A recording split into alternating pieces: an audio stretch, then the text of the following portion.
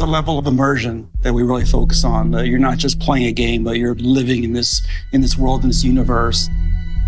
It's a giant open world for the player to do what they want.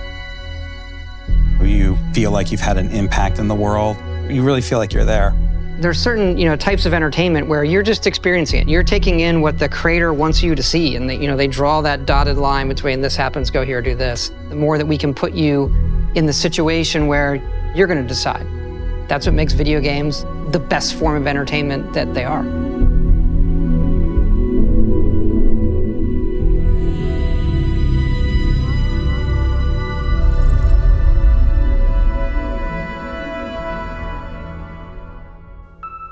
We don't just make RPGs, like we make simulations, and that leads to a lot of just crazy stuff that can happen and things you don't expect. Yeah, we always have those big fights like, what if combat breaks out right now, right? You have to handle that, right? Because it could. You can't control it. The only thing you control is that the game has to account for it somehow. We embrace the chaos, let it play out, and usually it's pretty fun.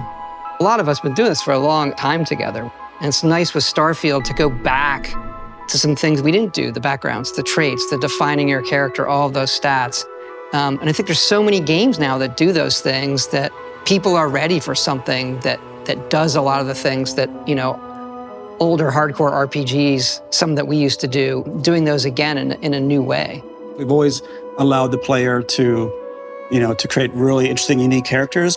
This game, we've definitely severely leveled up. The tech is based on scanning of real-world models, similar to the photogrammetry we do in our landscapes. We're kind of applying the same thing to our people as well, because it's not just the appearance of your player and all that, but we want all the personal interactions with NPCs, other characters in the game, to be as impactful as possible. And for that, you have to believe these are real people. You're a real person interacting with real people.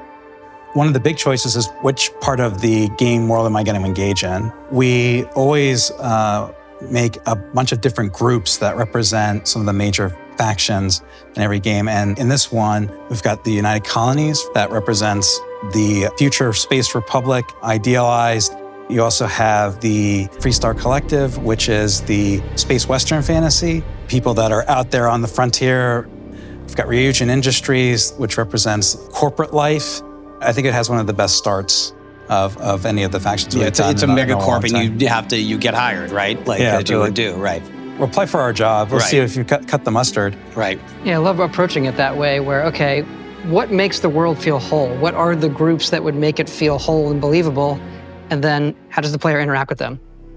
What we're doing with the pirates, the Crimson Fleet as well. They're not just this foe, let the player join them. What does that mean?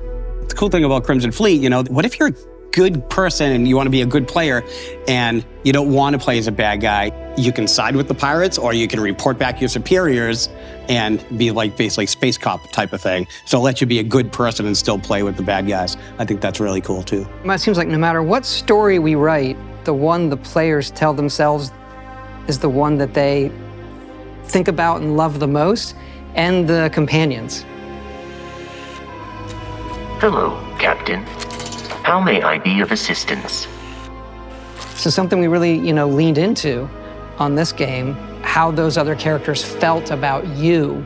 That's probably my favorite part. Like when you're exploring and then your companion makes some comment off the cuff about something that you're checking out or something that just happened, it just feels so perfect for immersion. It's so believable. You think it's a real person. So, we knew we wanted to do some kind of persuasion minigame thing.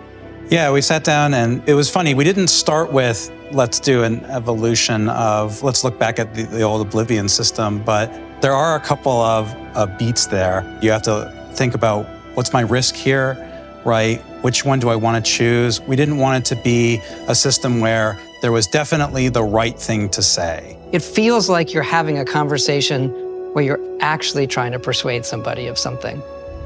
So it's actually, I think it's, as far as new systems in dialogue, I think it's definitely one of the most successful ones that we've had. Yeah. I think when we knew we were making a game about space, you ask yourself certain questions, and that question is, what is out there?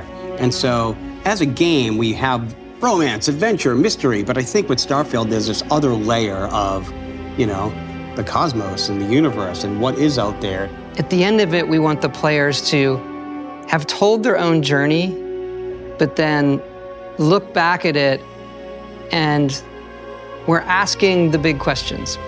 Why are we all here? Where is it leading? And what's next for humanity?